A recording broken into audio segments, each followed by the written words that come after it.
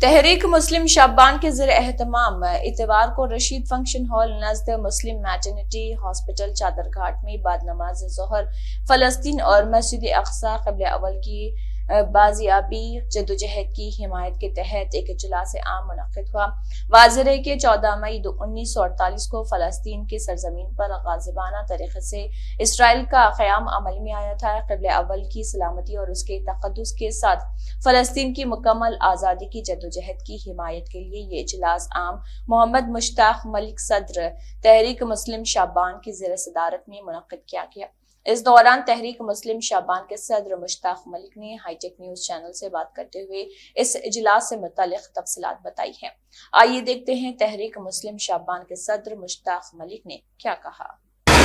آج 14 مئی ہے اور 14 مئی کو 1948 14 مئی کو اسرائیل کی ناجائز مملکت کا وجود عمل میں آیا تھا، اور اسی کنیکشن میں آج تحریک مسلم شابان کے زیر اہتمام رشید فنکشن ہال چادر گھاٹ پر ایک اجلاس عام رکھا گیا تھا۔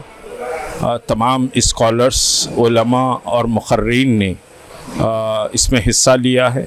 جسٹس چندر کمار، جناب ناظم الدین فاروقی، ڈاکٹر اسلام الدین مجاہد، مولانا نعمت اللہ صوفی اور دیگر مقررین نے اس میں حصہ لیا ہے، اور یہ کہ فلسطین اور قبلہ اول کی آزادی کے لیے بہرحال جو جد و جہد چل رہی ہے، حیدرآباد کے مسلمان اس جد و جہد میں ممتاز حیثیت رکھتے ہیں۔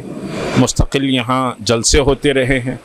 انڈو عرب لیگ کے تحت جو وقار الدین صاحب کی کاوشیں تھیں، ان کے بعد ایک سلسلہ رک گیا تھا، تو اس کو ہم نے پھر بحال کرنے کی کوشش کی، اور تپتی ہوئی دھوپ میں جس طرح کا رسپانس رہا اس کے ہم شکر گزار ہیں۔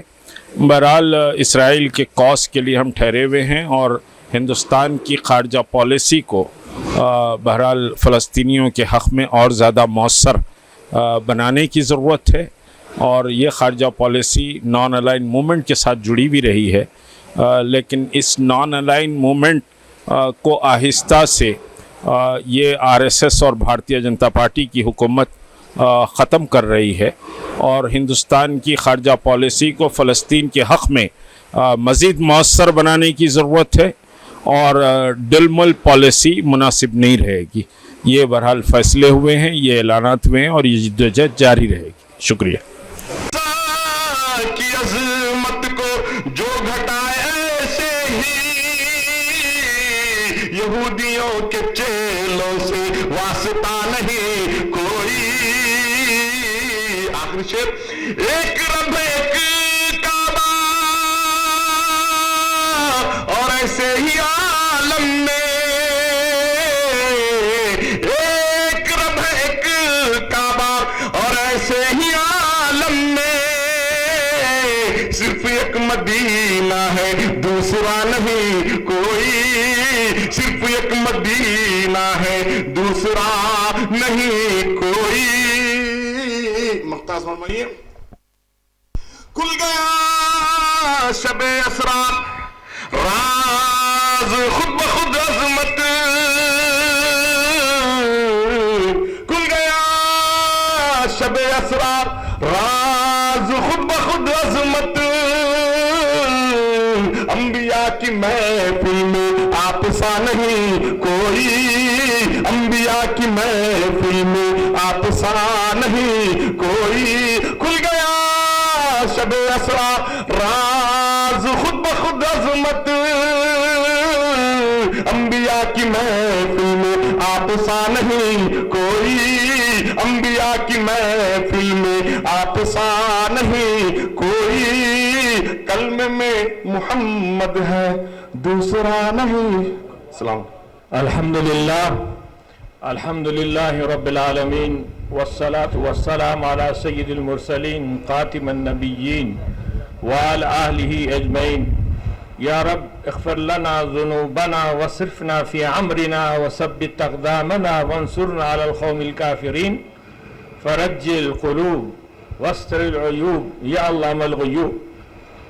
فیا حمایت الاسلام و حروات العقیدہ، میں جناب مشتاق ملک صاحب اور ان کی پوری ٹیم، شبان کے ذمہ داران اور اسٹیج پہ تشریف فرما تمام کا شکریہ ادا کرتا ہوں اور مبارکباد پیش کرتا ہوں کہ اس عظیم الشان عنوان کو ایک بڑے عرصے کے بعد آپ نے عوامی سطح پر لے آیا اور سننے اور بولنے کی یہاں پر گنجائش فراہم کی۔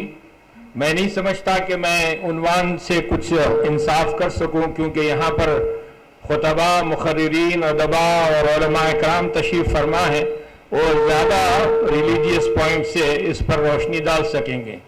عزیزان گرامی اور محترم سامعین، بیت المقدس کا مسئلہ کئی حصوں میں سمجھنے کی اور تقسیم کے ساتھ اس کی گہرائی تک جانے کی ضرورت ہے۔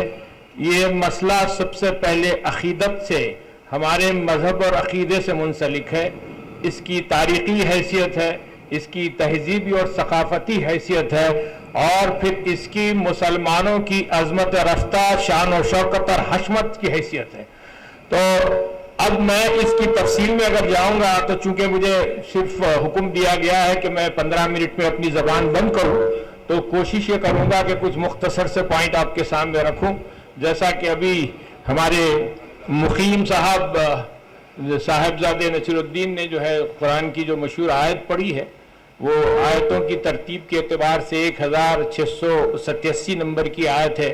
سبحان الذی اسرا بعبدہ لیلا من المسجد الحرام الی المسجد الاقصی الذی بارکنا حولہ۔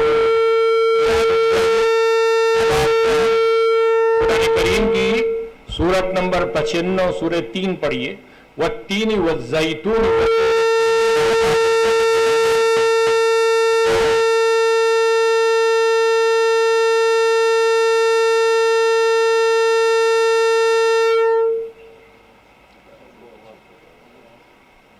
نبی کریم صلی اللہ علیہ وسلم کو آپ بیت المقدس کے علاوہ وہ مسرت النبی صلی اللہ علیہ وسلم ہے، اور ہجرت سے 1 سال پہلے آپ کا آسمانوں پر سفر ہوا، اور پھر پہلے اس جگہ آپ کو طلب کیا گیا جو انبیاء کی زمین ہے، جو ارض الام الادیان کہا جاتا ہے۔ جتنے آسمانی صحیفے اور آسمانی جو ہے ادیان ہیں، مذاہب ہیں، اس کی سرزمین ہے وہ سرزمین فلسطین اور بیت المقدس ہے۔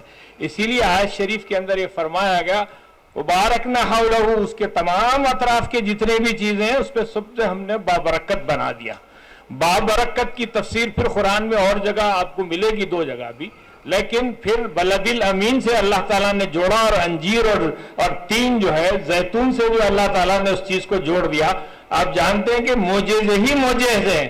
اگر آج کے دور کے بھی میں معجزوں کی بات کروں تو شاید آپ بہت ساری چیزوں سے واقف بھی ہوں گے، لیکن میں یاد دلانا چاہوں گا تو جو ہمارا جو قلبی، ایمانی اور عقیدتاً جو تعلق ہے وہ کعبۃ اللہ کے ساتھ ساتھ قبلہ اول سے ہے، اور وہاں آپ جانتے ہیں کہ اس کے علاوہ حضرت بی بی مریم جن کے متعلق پوری سورت نازل ہوئی، حضرت عیسیٰ جن کے متعلق آپ کو 24 سے زیادہ آیتیں ملیں گی 10 سورتوں کے اندر۔ اسی طرح سے ایک ایک آیت پڑھتے جائیے تو آپ کی آنکھوں سے آنسو جاری ہوں گے۔ دنیا کے آدھے سے زیادہ آبادی جن میں مسلمان، نصرانی اور یہود تینوں کے تینوں اس سرزمین کو مقدس مانتے ہیں۔ مطلب یہ ہوا کہ رب کائنات نے اس کو یعنی مقدس سرزمین بنایا، اور تا قیامت و مقدس سرزمین رہے گی۔ اب یہ مسئلہ جو ہے آپ اتنی آسانی سے اس مسئلے کو نہیں سمجھ سکتے، اس کو آپ کو تاریخی اعتبار سے بھی کچھ پوائنٹس آپ کو سمجھنا پڑے گا کہ میں اس لمبی بحث میں، جیسا کہ تھوڑی سی تاریخ مقیم صاحب نے فرما دی ہے کہ 1099 کے اندر جو ہے نور الدین زنگی اور ان کی افواج نے اسے جو ہے فتح کیا، پھر اس کے بعد ڈسٹربنس ہوا، جملہ 1395 تک 10 صلیبی جنگیں مسلمانوں نے لڑی، اور بعض مرتبہ 35 سال حکومت رہی مسلمانوں کی، بعض جگہ 150 سال رہی، لیکن اس دوران بڑا ڈسٹربنس کا دور گزرا۔ 1395 کے بعد جیسے خلافت عثمانیہ قائم ہونے جا رہی تھی، اس کے بعد سے لے کر الحمدللہ پھر 850 سال تک مسلمان اس پر حاکم رہے۔ عزیزان گرامی، اسرائیل کا قیام اچانک رات کسی کے خواب میں آنے سے نہیں ہوا. اسرائیل کے قیام کے لیے ایک یہودی، اس کا نام ہرزل تھا، وہ فرانس میں وہ تھا، وہ فرانس کا، لیکن اس کی پیدائش ہنگری میں ہوئی تھی. تو جیسے ہی وہ 24-25 سال کا ہوا، اس نے جو ہے یہ زونزم کا مؤسس ہے، اور زونزم کی جو تحریک اس وقت ساری دنیا میں ہے وہ اسی کا مؤسس ہے. تو اس وقت تقریباً 1887 کی بات ہے، جب سلطان عبدالحمید جو ہے اس وقت خلیفہ عثمانیہ تھے، تو ان کو اس نے خط لکھ کے کہا کہ بھئی ہمیں جو ہے ایسی زمین اور ایسا خطہ دیا جائے تاکہ ہم بھی اپنی عقیدے کے مطابق فلسطین کے اندر رہیں. تو اس کے بعد 3 صفحے کا جو سخت جواب جو حضرت یعنی سلطان عبدالحمید نے لکھا، وہ پڑھنے سے تعلق رکھتا ہے. انہوں نے کہا نہ صرف آج بلکہ ہماری آنے والی نسلوں کی نسلیں بھی تم سے لڑتے رہیں گی، لیکن ہم 1 انچ تمہیں دینے تیار نہیں ہیں. تو یہ باتیں بڑی سخت ہوئی. اس کے بعد 2 مرتبہ اس نے استنبول کو خلیفہ کے دربار میں اجازت مانگی کہ بات کرنے کے لیے آنا چاہتے ہیں. تو انہوں نے کہا کہ مجھ سے تو بات نہیں کر سکتے، آنا ہے تو ایک بحیثیت سفیر کے کسی کے آ جائیے. تو شاہی کسی مہمان خانے میں ان کی میٹنگ کا ارینجمنٹ کیا گیا. تیسرے دن جو ہے ان کے وفد کے کسی فرد نے آگے کہا کہ ہماری میٹنگ بہت اچھی رہی، اور وہ تو انہوں نے کہا کہ مجھے کوئی بات کرنے کی ضرورت نہیں ہے، میں آپ کے پاس آؤں گا بھی نہیں، ملوں گا بھی نہیں، بلکہ آپ ان سے کہہ دیجئے کہ آخری مرتبہ اس سرزمین پہ آنے کی اجازت دی گئی ہے، نیکسٹ ٹائم آئیں گے تو تم کو گرفتار کر لیا جائے گا اور ہینگ کر دیا جائے گا. اس ذلت کے ساتھ اس کو وہاں سے نکالا گیا. اس کے بعد پھر مسئلہ مختلف یورپی ممالک کا آیا، اور جیسا کہ اس وقت پاناما کا ایک بڑا پروجیکٹ جو ہے چل رہا تھا، تو پاناما کینال کے لیے اس میں کئی یورپی ممالک ڈوب چکے تھے، تو یہودیوں نے ان کو کافی قرضے دیے اور یہودیوں کے جو ہے وہ مخروف ہو چکے تھے. اس کو غنیمت جانتے ہیں ان لوگوں نے پھر تحریک اپنی دوبالا کی، اور جتنے یہودی سلطنت عثمانیہ کے اندر تھے وہ لوگ اس وقت کی جو سب سے زیادہ یعنی سٹینڈرڈ اور معیاری باعتبار تعلیم جو مانی جاتی تھی وہ ترکی کی جو ہے یونیورسٹیوں کی مانی جاتی تھی. پہلا یہودی وزیر اعظم بھی وہاں کا فارغ، بعد کا وزیر اعظم بھی وہیں کا فارغ، اور جانے والے پورے وہیں سے تھے، ترکی سے. تو اس کے بعد پھر ایک لوگوں نے کہا کہ بھئی ہمیں وہاں کام کرنے کے لیے جانے کی اجازت ہے، کہ بالکل اجازت نہیں. اس دوران کے اندر لوگ کہتے ہیں کہ بھئی یعنی تاریخ میں یا پھر اس میں بھی لوگ بددیانتی کرتے ہیں، اور دیانتداری سے ہمارے بہت سارے مصنفین نے کام لے لیا. خود میں حیدرآباد کے بعض نالاق قسم کے مصنفین کو پڑھ رہا تھا، تو اس میں یہ لکھا گیا ہے کہ سلطنت عثمانیہ بہت ہی بیکورڈ تھی اور سائنس کو نہیں مانتے تھے. جناب عالی، آپ کے اطلاع کے لیے 3 موسٹ ماڈرن پروجیکٹ اس دور میں چل رہے تھے. ایک تو ریلوے کا پروجیکٹ، سب سے بڑا پروجیکٹ دنیا میں کسی نے دیا تھا تو برطانیہ کو دیا گیا تھا. بعد میں برطانیہ سے لے کر انہوں نے جرمنی کو منتقل کیا، اس میں برطانیہ نے بہت گڑبڑ کی. اس کے بعد دوسرا جو بڑا پروجیکٹ تھا کہ یہ جو واٹر ڈیمز ہے، پورے اسلامی 56 ممالک میں واٹر ڈیمز کے لیے سلطنت عثمانیہ نے کام شروع کیا، اور اس میں کافی بڑا کام یورپینز کو ملا. تیسرا سب سے پہلا کام، دنیا کے اندر ٹیلی گرام کو خریدنے والے ٹیلی گراف کو وہ صرف مسلمان تھے، سلطان عبدالحمید تھے.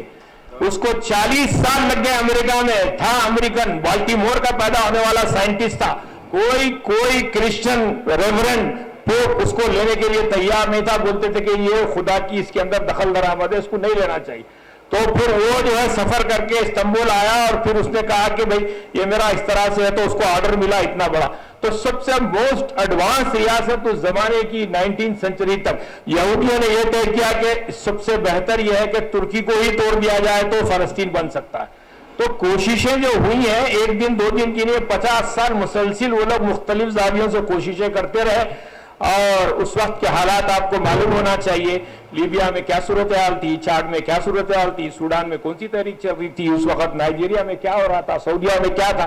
تو آپ کو پتا چلے گا کہ پورے اطراف سے مسلم ممالک کو توڑا جا رہا تھا. اور یاد ہوگا کہ سب سے بڑے مجاہد اعظم حضرت عمر مختار، جو 5 کنٹریز کے اندر جہاد اکیلے کر رہے تھے، ان کو چاڈ میں گرفتار کیا گیا. 11 ستمبر کو گرفتار کیا گیا اور 16 ستمبر ان کو پھانسی پہ لٹکا دیا گیا. اسی طرح سے امیر عبد القادر کا بھی جو 20 سال پہلے انتقال ہوا تھا. مجاہدین کی ایک بڑی جماعتیں تھی جو مختلف علاقوں میں اپنی اپنی کوششیں کر رہی تھی. تو یہ لوگ یہ چاہتے تھے کہ جتنے راستے کے بڑے بڑے مسلم مجاہدین، قائدین، مفکرین، سب کا خاتمہ کیا جائے، اس کے بعد آسانی سے کام کیا جائے. تو بلفورڈ جو ہے اس وقت جو خاص طور سے جو قرارداد کی جو بات آتی ہے، جو برطانیہ کا وزیر تھا، اس نے یعنی 1917 میں قرارداد پاس کی اور کہا کہ بھائی یہودیوں کے لیے خصوصی جو ہے ہم کو ایک وطن چاہیے، اور وہ چونکہ بے وطن ہے تو ان کو وطن دینا ہمارا کام ہے. تو وہ اس پر انہوں نے کام کیا اور یورپ اور امریکہ کی 13 ممالک کو راضی کیا کہ بھئی ہم جب بھی یو این کے اندر یہ لائیں گے قرارداد تو آپ تائید کیجیے. جیسا کہ ابھی کہا جا رہا تھا کہ 14 مئی 1948 کو اسرائیل کو برتھ سرٹیفکیٹ دیا گیا. تو اب وہ برتھ سرٹیفکیٹ جب دیا گیا تو 1948 کے اندر 33 ممالک نے تائید کی، صرف 13 ممالک نے مخالفت کی. تو آپ اندازہ کیجئے خود مسلمانوں کی پاؤ حکومتیں بھی ایسی نہیں تھی جو انہوں نے مخالفت کی. تو اتنا وہ لوگ گراؤنڈ ورک کرتے ہیں. میں اکثر یہی کہتا ہوں کہ یہودی کبھی سوتا نہیں، مسلمان کبھی جاگتا نہیں. یہ صورتحال بہرحال رہی اور اس کو ہم کو تسلیم کرنا پڑے گا. تو اس کے بعد مسلسل ہوتا رہا تو برٹش فورسز جو آخری خلیفہ سلطان عبد المجید جو مکرمجہ کے سگے نانا تھے ان کو بھی ڈیپورٹ کر دیا اور 1918 کے اندر ترکی پہ قبضہ کر لیا. تقریباً 12 یورپی ممالک میں 60,000 کی فوج استنبول میں بھیجی گئی. وہ لوگ 4 سال تک نہیں 5 سال تک وہ لوگ ترکی پہ قابض رہے اور پھر پورے اسلامی ممالک، عرب ممالک میں اپنے فوجوں کے ذریعے کنٹرول لے لیے. اور اس دوران جو رکاوٹیں ان کو تھیں، سیاسی رکاوٹیں، ایڈمنسٹریٹو رکاوٹیں، اس کو دور کرتے رہے. 12 سال مسلسل انہوں نے صبر سے جو ہے پورا مسلمانوں کا خاتمہ کیا، مسلم حکومتوں کو ڈسمینٹل کیا اور ہر جگہ ایک نئی تنظیم، نئی تحریک. تو اس کے اندر جو ہے آپ کو معلوم ہوا کہ لارنس آف عربیہ جو ہے، جو تھامس سیڈبو جو مشہور حرام کی اولاد تھا، اس نے ایک بہت زبردست خدمات انجام دی. نصرانی اور یہودیوں کے لیے ایک الگ تاریخ ہے. لیکن اس دوران جو مجاہدین نے وہاں کوششیں کی، ان کے اندر سب سے نمبر 1 نام جو ہے عز الدین قسام کا، جو ابھی آپ قسام بریگیڈ کا جو نام سنتے ہیں غزہ کے اندر، وہ انہی سے نام دیا جاتا ہے. اس کے بعد حسن سلامہ ہے، عبد القادر حسینی ہے جو امین الحسنی مفتی کے بیٹے تھے. یہ لوگ برابر اپنی جہادی کوششیں کرتے رہے، لیکن الحمدللہ کافی اس میں سے بڑے پیمانے پہ لوگوں نے شہادتیں پائی. لیکن جس وقت بیت المقدس پہ قبضہ ہوا تو اس کے فوری بعد 183 مسلم عرب قائدین کو پھانسی چڑھائی گئی، 50,000 لوگوں کو گرفتار کیا گیا. اور یو این کے تحت جو چارٹر بنا اس کے اندر پوری تفصیلات جو ہیومن رائٹ کی ہوتی ہیں کہ بھئی انہیں بے گھر نہیں کیا جائے گا، ان کو زمینوں سے جو ہے محروم نہیں کیا جائے گا، ان کے ساتھ جو ہے غلط رویہ نہیں کیا جائے گا، یہ تمام یعنی اس میں آپ آرٹیکل نمبر 32، آرٹیکل نمبر 33، اس کے بعد پھر 67، 68، یہ پورے آرٹیکلز یو این کے پڑھتے جائیے. یہ بھی ایک تماشا ہے کہ جب سے اسرائیل کا قیام عمل میں آیا آج تک 200 سے زیادہ یو این کی قراردادیں موجود ہے جو فلسطینیوں کی تائید میں، لیکن اس پہ کبھی عمل ہوتا نہیں. یہ سچویشن اس وقت اتنی تباہ کن ہو چکی تھی اور اندر سے مسلمانوں کو توڑ دیا گیا تھا. تو جیسے ہی جو ہے پورے قبضے ہونے لگے تو 12,60,000 فلسطینیوں کی آبادی تھی اور 60,000 صرف یہودیوں کی آبادی تھی. اس کے اندر یہودی صرف 5% زمین پر جو ہے ان کی ملکیت تھی، 5%. اور وہ زمین کی تفصیلات گاؤں و گاؤں میں نے اپنے لیکچرز میں یوٹیوب پہ ڈالا ہے، 10 لیکچر سے آپ دیکھ لیجئے، اس کی پوری پٹا کاپیاں ہیں کہ ہر گاؤں کی پٹا کاپی موجود ہے کہ کس کا کیا سروے نمبر تھا، اس وقت کیا تھا. تو آپ اندازہ کیجئے کہ ان کی آبادی کتنی تھی اور قبضہ کتنا کیا جا رہا ہے. یو این کے چارٹر کے مطابق یہودیوں کو 5,870 اسکوائر کلومیٹر کی زمین دی گئی اور یہ کہا گیا کہ بھئی 77% جو ہے ہم فلسطینیوں کے لیے چھوڑتے ہیں. اب جا کے وہ صورتحال آپ دیکھیے کہ صرف فلسطینی اب 17% پر قابض ہے، only 17%. میں اس جانب یعنی حق بجانب ہوں یہ بولنے کے لیے کہ ایک واحد قوم مسلمانوں کی جنہوں نے 2 چیزیں اپنے ہاتھ سے نہیں چھوڑی، ایک تو نہ قلم چھوڑا نہ دوسرا سیف چھوڑا. وہ ان کے ہاتھ میں قلم بھی ہے اور سیف بھی ہے. میں اس لیے کہہ رہا ہوں کہ ابھی 2 مہینے پہلے وہ غزہ کی یونیورسٹی سے 250 ڈاکٹرز فارغ ہو کے نکلے, 250 کے 50 حافظ قرآن. سمجھے آپ؟ تو تعلیم اور اب آپ دیکھیں گے ان کا جو خاتمہ ہوتا رہا, شاید یہ قوم اس طرح سے بچ پائے گی کہ ہر 10-15 سال میں پوری ریجمنٹس کے ریجمنٹ برباد کر دیے جاتے. ابھی 3 دن پہلے جو غزہ پہ جو اٹیک کیا گیا تو اس میں ان کے بہترین یعنی تنظیم الجہاد الاسلامی کے جو بڑے میجرز تھے ان کا سب کا 35 کے قریب خاتمہ کر دیا گیا ہے. تو اس کے بعد جو ہے لوگوں نے اپنے راکٹوں کے ذریعے جواب دیا. حیرت انگیز بات یہ ہے کہ دنیا کا سب سے مہنگا ترین آئرن ڈوم ان کو دیا گیا اور فیل کر دیا گیا.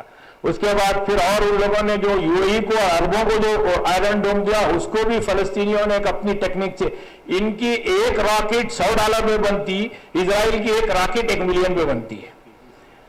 2005 سے لے کے 2014 تک 700 سے زیادہ جو ہے سائنٹسٹوں کو اور ان کے بریلینٹ قائدین کو world wide cold blooded murder کیا ہے اسرائیل. جہاں بھی دنیا کے اس میں رہیں گے وہ قتل کرتے ہیں, وہ چھوڑتے نہیں ان کا پیچھا.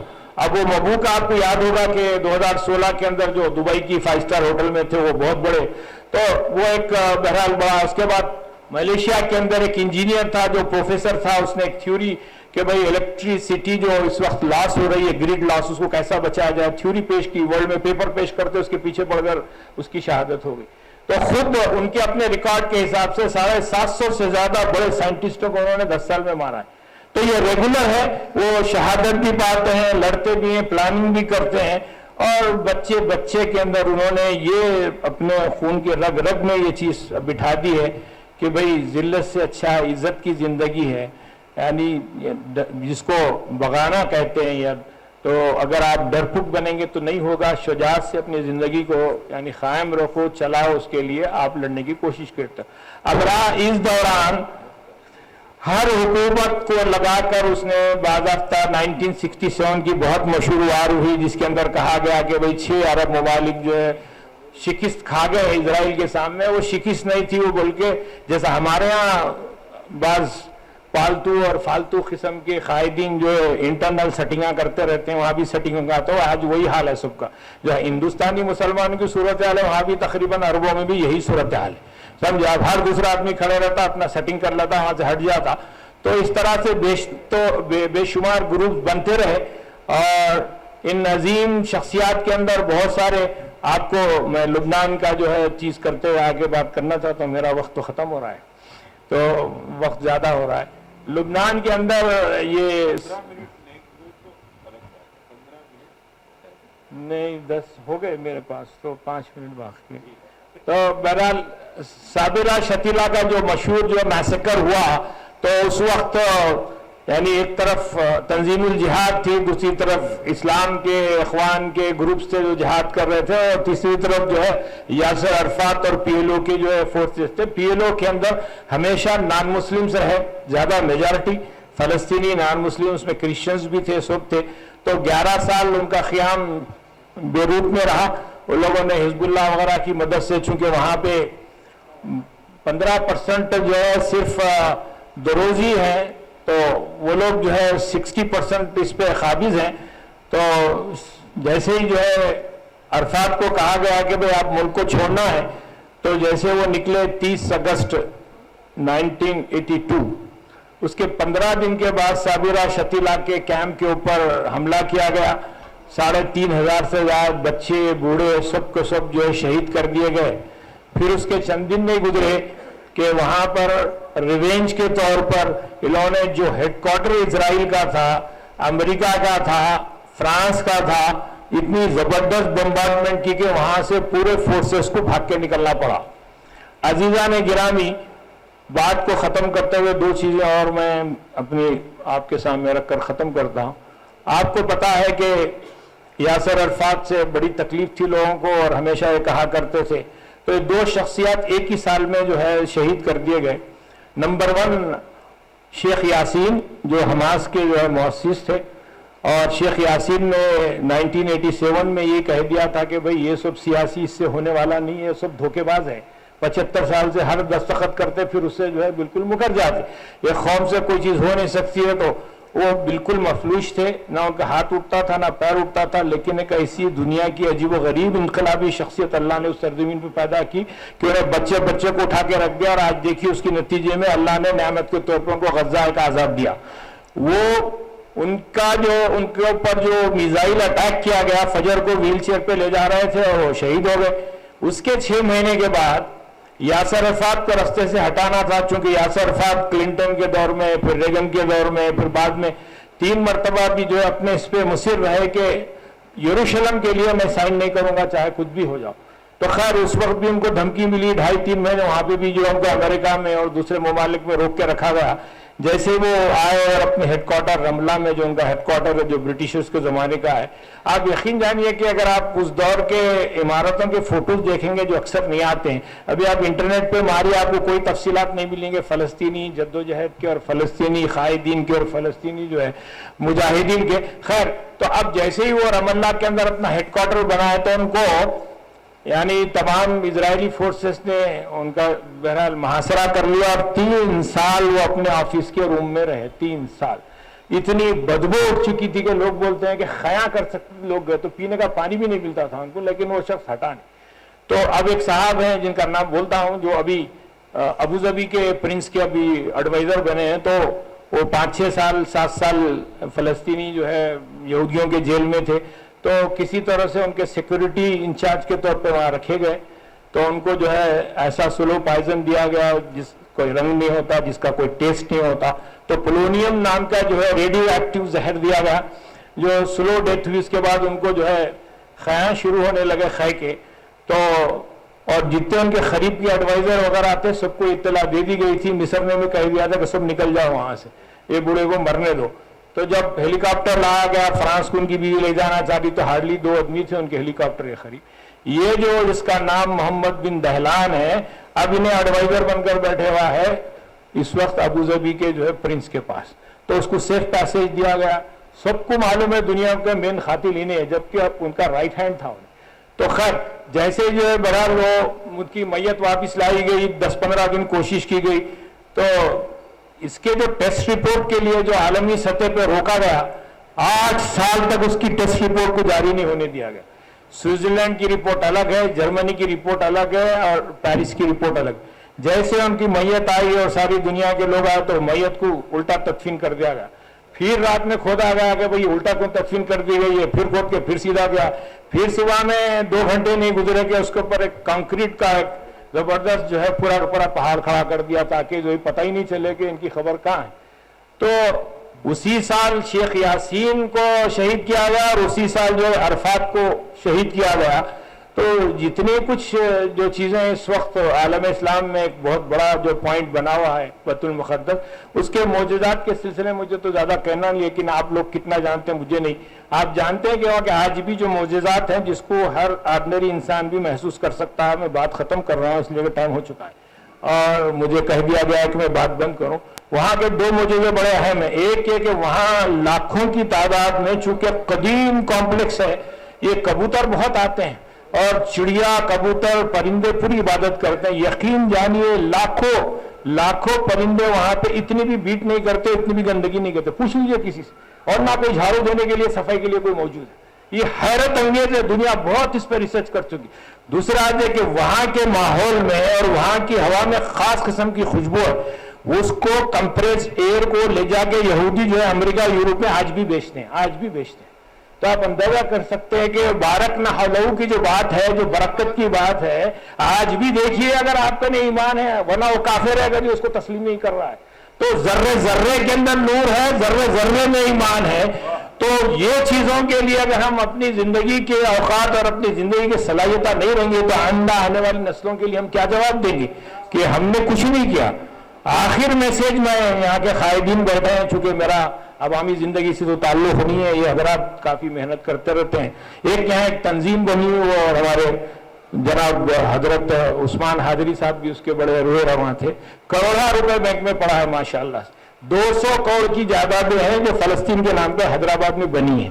اس پہ عرفات نے بھی $2 ملین کا اس پہ انہوں نے عطیہ دیا تھا، انہوں نے اوپننگ بھی کی حیدرآباد۔ آپ یقین جانیے، اللہ کے لیے میں بول رہا ہوں، ایک کتاب 6 سال کو نکال کے ایک کام طریقے سے کرتا ہے۔ 5 اسٹار ہوٹل کے اندر بڑی بڑی تقریبات 40-40 لاکھ کی کر دی جاتی ہے، عوامی سطح پہ عوام تک کوئی میسج نہیں۔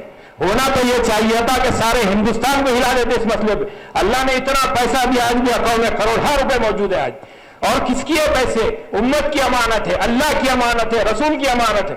آپ لوگ توجہ دیں، اور وہ جو حضرات اب ذمہ دار بیٹھے ہیں ان کو ہلائیں اور لا کے امت کے لیے۔ ابھی 3 سال سے میں کوشش کر رہا تھا، ہندوستان کے جتنے بڑے مسلمان قائدین ہیں، بار بار بولتا رہا کہ آپ لوگ کم از کم ایک پریس کانفرنس، ایک پریس ریلیز دیجئے بیت المقدس کے سلسلے میں، یہ ہمارے ایمان کا حصہ ہے۔ سب یہی کہتے تھے کہ انشاءاللہ تعالیٰ ہم کریں گے، آپ لکھ کے بھیجائیے۔ کسی نے بھی 5 سال ہوگا کسی نے بھی اتنی جرت نہیں کی کہ ایک پریس ریلیز جاری کرے۔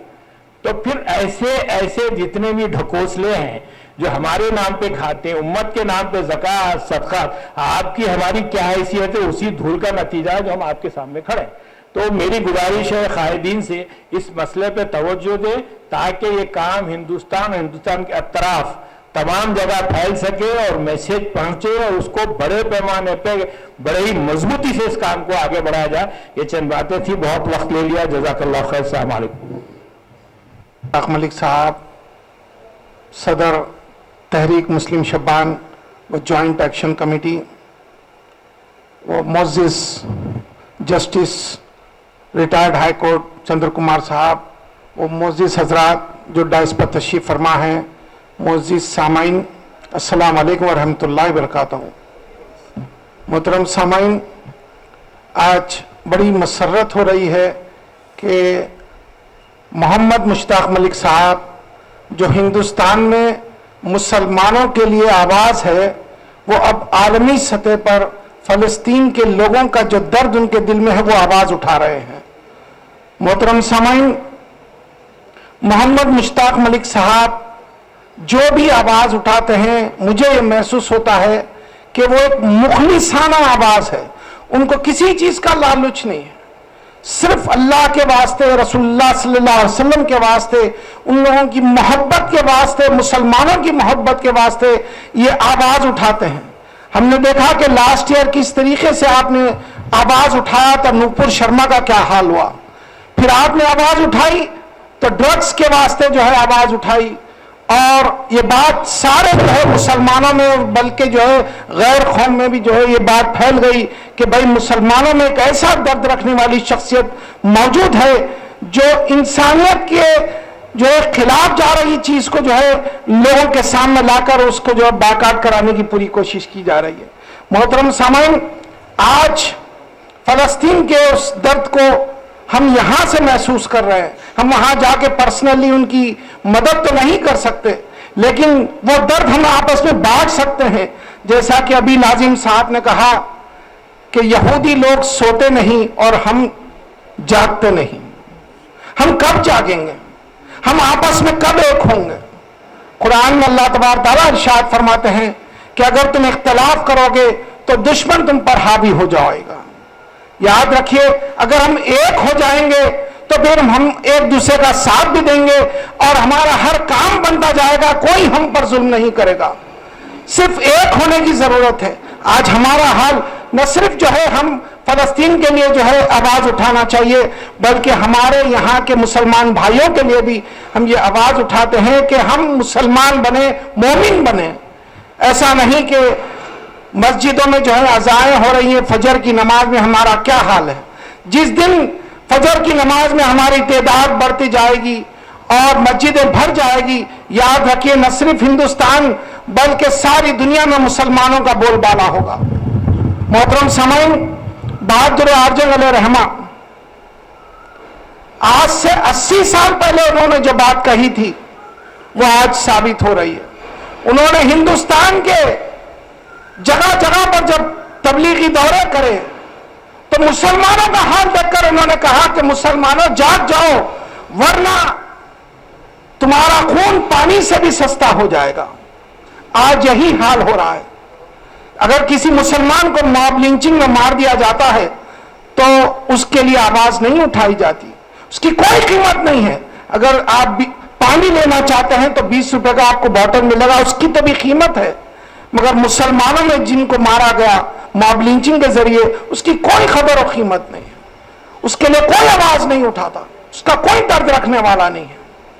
کیوں؟ آج سے 80 سال پہلے انہوں نے کیا دیکھا تھا؟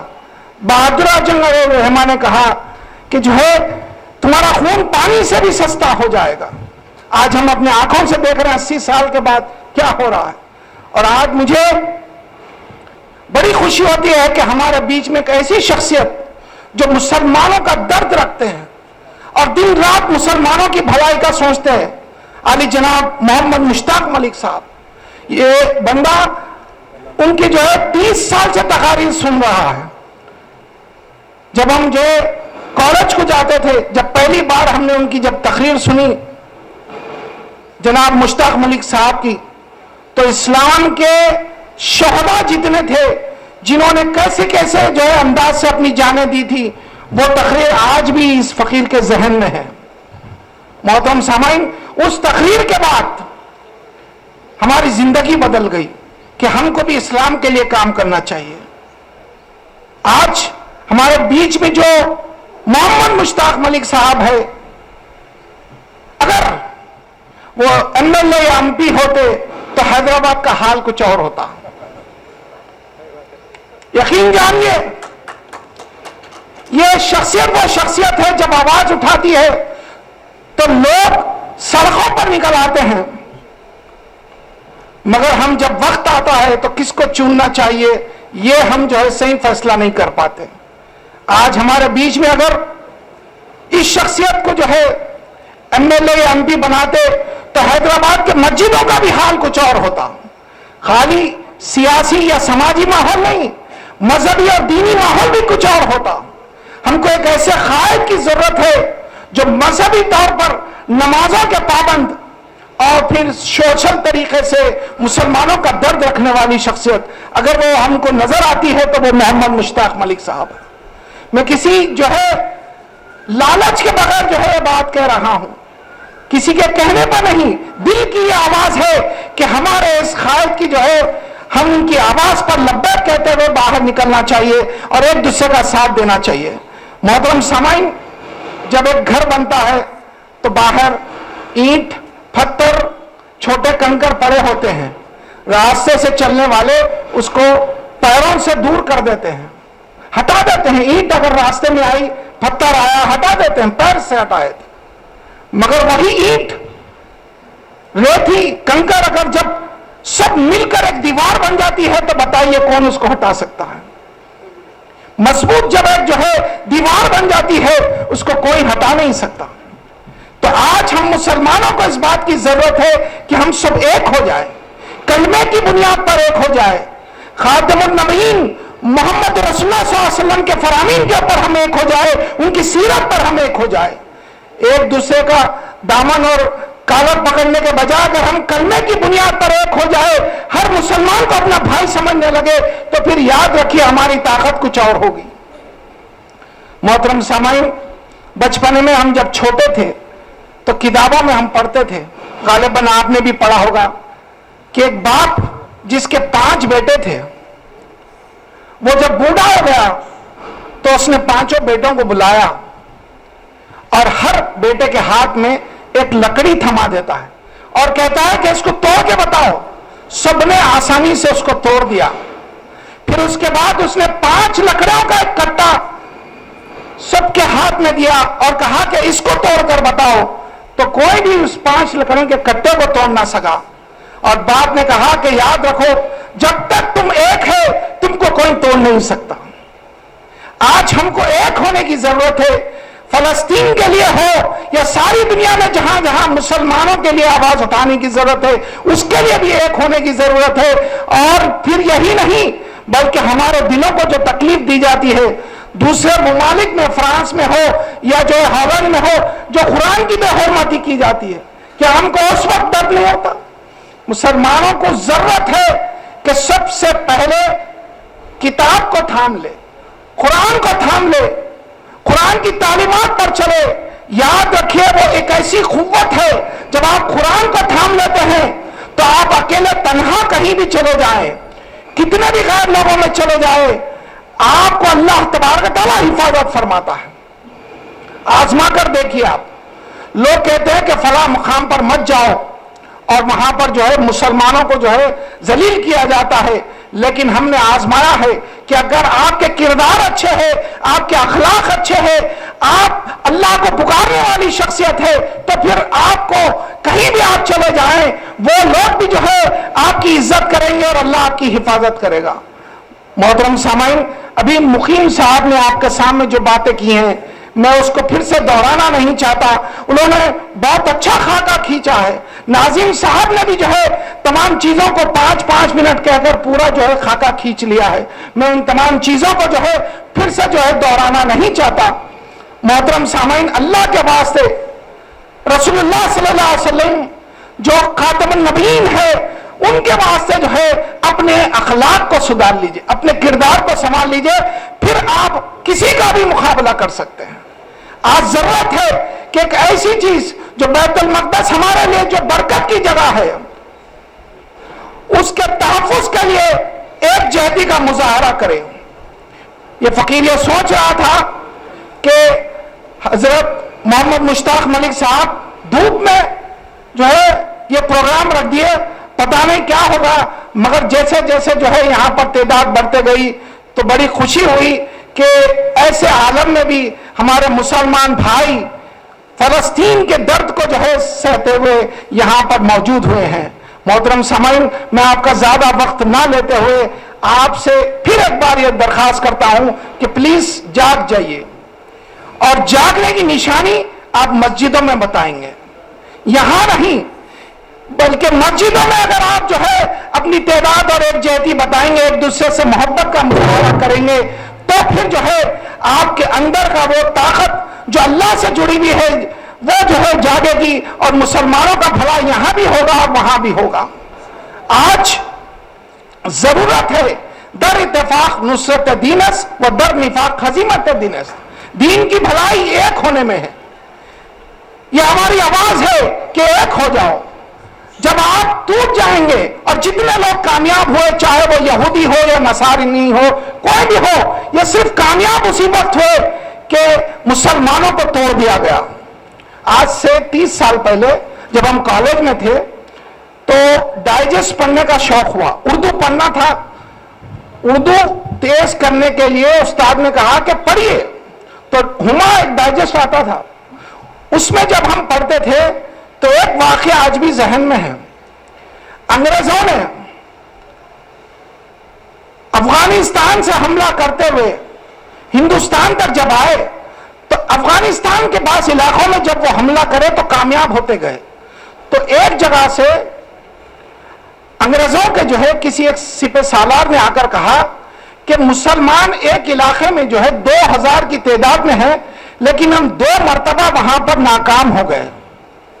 تو ان کے کمانڈر نے کہا کہ وہاں سے پلٹ جاؤ کیونکہ وہ مسلمان ہیں۔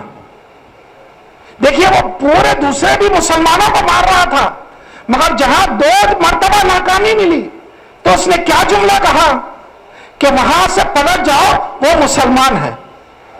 تو معلوم یہ ہوا کہ جو سچا مسلمان ہوتا ہے اس پہ کوئی جو ہے قابو نہیں پا سکتا۔ سچے مسلمان، سچے مومن بننے کی ضرورت ہے اور ایک ہونے کی ضرورت ہے۔ جب آپ ایک ہو جائیں گے، یاد رکھیے آپس میں آپ خود جو ہے طاقت محسوس کریں گے۔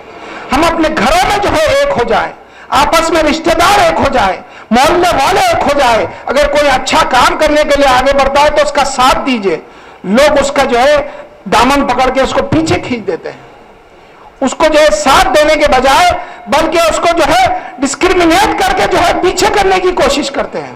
آج جو یہاں پر خاک بن کر بیٹھے ہیں حیدرآباد کے اندر، ان کو بھی ضرورت ہے کہ ایک ایسے خاک کا ساتھ دے جو مسلمانوں کی بھلائی کا دن اور رات سوچتا ہے۔ محترم سامعین، یہ ہماری ذمہ داری ہے کہ ہم حضرت محمد مشتاق ملک صاحب کا ساتھ دیں، ان کی آواز میں آواز ملائیں۔ اللہ سے دعا ہے کہ یا اللہ رسول اللہ صلی اللہ علیہ وسلم کے صدقے و طفیل میں نہ صرف ہماری بلکہ فلسطین کے تمام مسلمانوں کی مدد فرما اور ان کو کامیابی عطا فرما. آمین ثم آمین وآخر دعوانا الحمدللہ رب العالمین. ہم ایک قراردار جناب عثمان الحاضری صاحب آپ لوگوں کے سامنے پیش کریں گے. جناب سید وقار الدین صاحب کی خراج عقیدت جو انڈو عرب لیگ کے صدر تھے، میں عثمان الحاضری صاحب سے گزارش کروں گا کہ قراردار پیش کریں.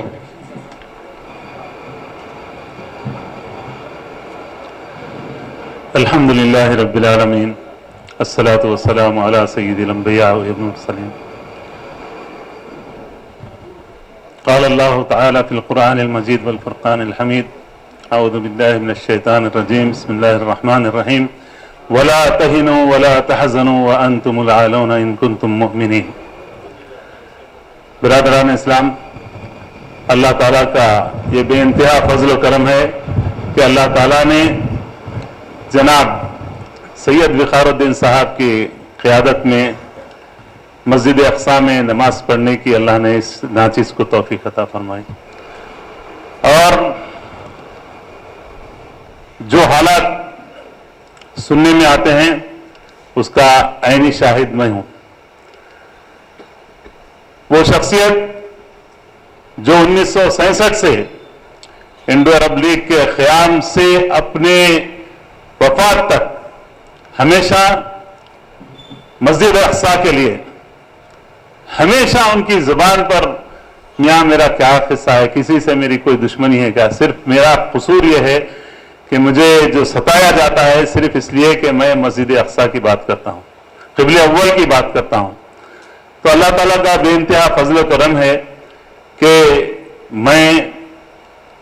مجھے مجاہد عظیم مولانا محمد علی جوہر رحمۃ اللہ علیہ کے قبر پر بھی جا کر وہاں ان کے لیے دعا کہ اللہ نے مجھے سعادت نصیب فرمائی.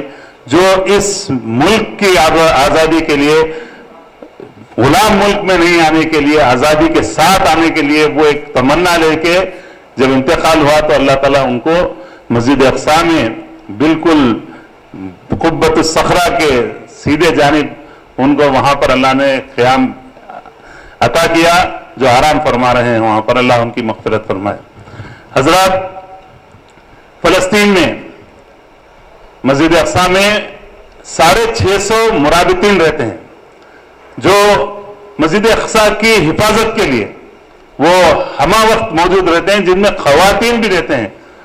روزانہ جس دن میں گیا اس دن بھی ایک 30 سالہ نوجوان کی شہادت ہوئی. روز قربانیوں کا یعنی سلسلہ جاری ہے وہاں پر. جب ہم مسجد اقصی سے رام اللہ سے ہم بیت لحم گئے جہاں پر حضرت عیسیٰ علیہ السلام کی ولادت ہوئی، اس جھاڑ کو بھی، جو کھجور کے جھاڑ کو پکڑ کر اللہ نے حکم دیا جس کا قرآن میں ذکر ہے کہ اے مریم اس کھجور کے جھاڑ کو ہلائیے، تو وہ کھجور کے جھاڑ کو بھی الحمدللہ ہم نے دیکھا، ہم نے چھوا. اور یہ بات بھی یاد رکھیے، مسلمانوں کو یہ کہا جاتا ہے کہ یہاں پر جس طرح سے پروپیگنڈا کیا جاتا ہے کہ مسلمان مندروں پہ قبضہ کر کے مسجدیں بنائیں. حضرت عمر رضی اللہ تعالیٰ عنہ کی وہ مسجد عمر کو بھی دیکھنے کا موقع ملا جب مسجد اقصی کے فتح ہوا، مسجد اقصی کی چابیاں وہاں حوالے کی گئی، تو وہاں ایک بہت بڑا کنیسہ ہے، چرچ ہے. حضرت عمر رضی اللہ تعالیٰ عنہ کو ان لوگوں نے، پادریوں نے آفر دیا تھا کہ ہمارے چرچ میں نماز پڑھیں، تو انہوں نے کہا نہیں مجھے ضرورت نہیں، اگر میں یہاں نماز پڑھا تو میرے آنے والے پھر یہی کام اس کو نظیر بنا دیں گے. تو انہوں نے سامنے مسجد عمر وہاں پر نماز پڑھی جہاں آج بھی مسجد عمر وہاں پر واقع ہے الحمدللہ، جہاں روزانہ نماز ہوتی ہے. مسلمان کبھی بھی مسجدوں کو جو پروپیگنڈا کیا جا رہا ہے کہ مساجد شہید کر کے مندریں شہید توڑ کر مسجدیں بنائی گئی، یہ غلط ہے. ہماری اسلاف سے کوئی ایسی تاریخ نہیں ہے، نہ ہمارے اسلاف کی کوئی ایسی نظیر ہے.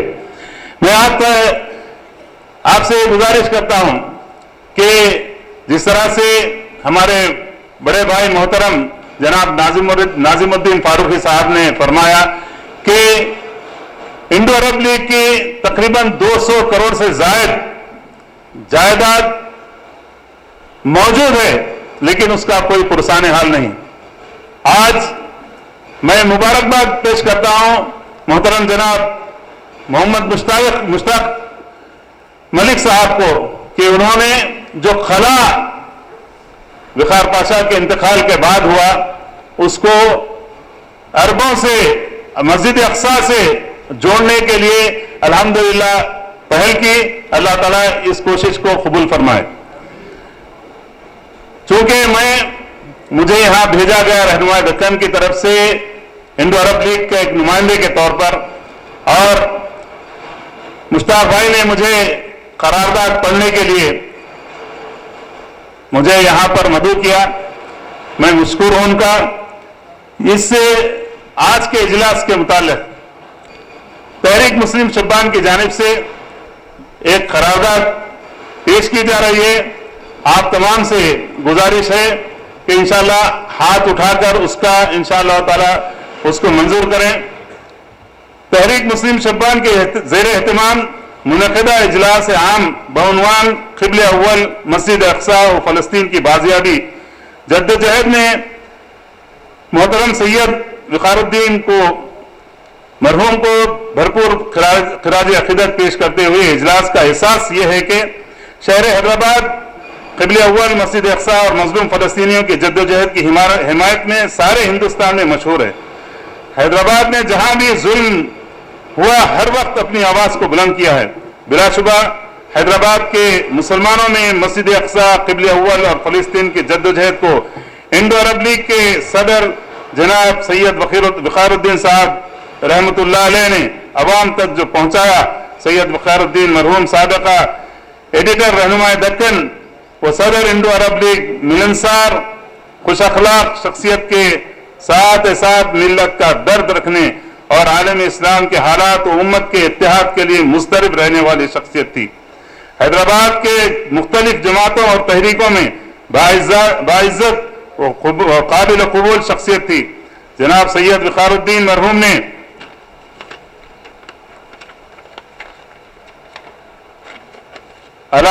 فلسطین کی جدوجہد میں حیدرآباد کا ایک علیحدہ مقام بنایا۔ فلسطین کے صدر یاسر عرفات مرحوم اور مسز گاندھی سابقہ وزیر اعظم ہند کو حیدرآباد دعوت اور بڑے کامیاب جلسے منعقد کیے۔ بلا شبہ قبلہ اول اور فلسطین کے مسئلے پر حیدرآباد سید وقار الدین کی خدمات کو فراموش نہیں کر سکتا۔ ان کے انتقال پر ہر فلسطینی سفیر برائے ہند فلسطین کا پرچم ان کی میت پر لپٹایا تھا۔ اللہ تعالیٰ مرحوم کی مغفرت فرمائے اور انہیں اعلیٰ مقام عطا فرمائے۔ اور یہ اجلاس اس بات کا یہاں پر آپ تمام سے اجازت چاہتا ہے کہ آپ تمام وقار الدین صاحب اور انڈو عرب لیگ کے جو اثاثے ہیں اس کی جدوجہد کے لیے ہم تمام انشاءاللہ تعالی سب مل کر اس کے لیے اس کی بازیابی کے لیے انشاءاللہ تعالی کام کریں گے۔ یہ ملت کا ہے۔ چند جو ان کے سیڑھیوں کے پاس بیٹھا کرتے تھے وہ لوگ جو کبھی بھی ملت کے لیے کوئی کام نہیں کیے، جس طرح سے قربانی مشتاق ملک صاحب کی ہیں اور دیگر یہاں پر موجود ہیں بہت سے خاموش لوگ جو جناب سید وقار الدین صاحب کے ساتھ وابستہ رہے، ان کی اس اثاثوں کو جو ملت کا اثاثہ ہے غاصبانہ طور پر قبضہ کر کے بیٹھے ہوئے ہیں، ان کو وہاں سے ان کی جعلی سگنیچرز کر کے اس جگہ پر ان کی دولت پر قابض ہیں۔ اس کی بازیابی اس کو ملت کے لیے استعمال کرنا جو ان کا مقصد تھا، اس کے لیے آپ تمام سے گزارش ہے کہ آپ تمام متحد ہو جائیں۔ یہ جو یہاں پر بیٹھے ہوئے ہیں، میرا احساس ہے کہ ملت کا درد لے کر آئے ہوئے تمام لوگ ہیں۔ آپ لوگ اللہ کے لیے اٹھیں اور انڈو عرب لیگ کی جو جائیداد پر غاصبانہ قبضہ کیا ہوا ہے اس کی بازیابی کے لیے متحد ہو جائیں۔ وہ ڈرپوک اور وہ جو بزدل لوگ ہیں جو صرف آپ کے انتشار کی وجہ سے وہاں غاصبانہ طور پر بیٹھے ہوئے ہیں، قانونی طور پر اور اللہ کے فضل سے ہم जमहूरी तरीके से उस जायदाद को हासिल करेंगे और इंशाअल्लाह मिल्लत के लिए हम सब उसके लिए इस्तेमाल करेंगे। इंडो अरब ताल्लुकात के लिए मस्जिद अक्सा की बाजियाबी की तहरीक को आगे बढ़ाने के लिए उसका इस्तेमाल करेंगे। मुझे जो वक्त दिया गया, मौका दिया गया, मैं आप तमाम का मशकूर हूँ। जज़ाकुमुल्लाह खैरन। अस्सलाम वालेकुम व रहमतुल्लाहि व बरकातुहू। मोहम्मद मुश्ताक मलिक साहब, सदर तहरीक मुस्लिम शब्बान व सदर इजलास, मोहतरम जनाब जस्टिस चंद्र कुमार साहब, रिटायर्ड जज high court of Andhra Pradesh, Baradar मोहतरम जनाब मोहम्मद नाजिमुद्दीन फारूकी साहब, बरादर मोहतरम जनाब उस्मान अल हाजरी साहब, डाइस पर तशरीफ़ फरमा दीगर उलमाए कराम, दानिश्वरान कौम और मुअज़्ज़िज़ सामईन, अस्सलाम वालेकुम रहमतुल्लाहि व बरकातुहू। तहरीक मुस्लिम शब्बान की जानिब से आज का ये जलसा बाजियाबी मस्जिद अक्सा के उन्वान पर मुनक्किद किया जा रहा है। हम में का हर शख्स जानता है कि मस्जिद अक्सा से हमारा जो ताल्लुक़ है वो कोई मादी बुनियादों पर नहीं है। ये कोई ज़मीन के खित्ते का मसला नहीं है, बल्कि मस्जिद अक्सा और बैतुल मक़दस से हमारा रूहानी ताल्लुक़ है और हमारा दीनी वाबस्तगी इससे वाबस्ता है। इसीलिए हम ता क़यामत इस बात का ऐलान करते हैं और मुतालबा करते हैं कि मस्जिद अक्सा और अर्ज़ फ़लस्तीन मुसलमानों के हवाले की जाए। कल तक हमारी नस्लें ये मुतालबा करती रही है, आज हम जमीन के ऊपर है, कल हम जमीन में दफन कर दिए जाएंगे, लेकिन हमारी आने वाली नस्लें यकीनन इस मुतालबे को क़यामत तक बुलंद करती रहेगी। मुअज़्ज़िज़ सामईन, कुरान मजीद के अंदर तकरीबन 125 मकामात पर उन अंबिया कराम का जिक्र मिलता है जिन्होंने अर्ज़ फ़लस्तीन से अपनी दावत का आगाज किया था। अबुल अंबिया हज़रत इब्राहीम अलैहिस्सलाम से लेकर आप पढ़ते चले जाइए, वक्त नहीं है मेरे सामने, कि तमाम अंबिया कराम ने अपनी दावत का आगाज उसी अर्ज़ मुक़द्दस से किया और फिर आखिरी में आकाए नामदार हजरत मोहम्मद मुस्तफ़ा मोहसिन इंसानियत सल्लल्लाहु अलैहि वसल्लम को अल्लाह ताला ने जो मुकाम बुलंद अता फरमाया, मेराज का जो सफर हुआ वो दरअसल उसी मस्जिद अक्सा से हुआ। जो कुरान मजीद की आयत मौलाना ने तिलावत फरमाई कि सुबहानल्लज़ी असरा बिअब्दिही लैलन मिनल मस्जिदिल हरामी इलल मस्जिदिल अक्सा अल्लज़ी बारकना हौलहु लिनुरियहु मिन आयातिना इन्नहु हुवस समीउल बसीर, कि पाक है वो रब जो रात के एक अंधेरे में, रात के एक हिस्से में अपने बंदे को मस्जिद हराम से मस्जिद अक्सा तक ले गया। क्यों ले गया? लिनुरियहु मिन आयातिही, ताकि उसको मुशाहदा कराए उन आयात का, उन निशानियों का जो अल्लाह ताला ने वहां पर रखी हैं। तो ये अर्ज़ मुक़द्दस दरअसल अल्लाह ताला की निशानियों की यादगार है। वहां पर अंबिया इकराम ने वहां पर जो है ना क़ियाम फरमाया है। तो ये अंबिया की सरजमीन है, ये वो मुक़द्दस सरजमीन है कि जहां से आप देखते हैं कि इला कलिमतुल्लाह का आगाज हुआ। लेकिन जब सल्तनत उस्मानिया का खात्मा हो रहा था, ऐसे वक्त आप देखते हैं कि साम्राज्य ताकतों ने बाज़ाब्ता एक माहिदा किया। आप सब साहिब समझ है और साहिब बसीरत है, मैं सबसे आपने नहीं जा रहा, सिर्फ करंट इश्यू पे आ रहा हूं कि आप जानते हैं कि 1917 में एक माहिदा हुआ जिसको एलान बिल्फोर कहते हैं हम। एक एग्रीमेंट हुआ और एग्रीमेंट किसके दरमियान में हुआ? बरतानवी हुकूमत के दरमियान में और यहूदियों के दरमियान में माहिदा हुआ और उसमें यह कहा गया कि हम यहूदियों को एक कौमी ममलकत उनके हवाले करेंगे। उसका पसमंजर क्या था? उसका पसमंजर यह था कि सल्तनत उस्मानिया का चराग टिमटिमा रहा था और वहां पर एक आखिरी हुक्मरान सुल्तान अब्दुल हमीद वहां पर थे।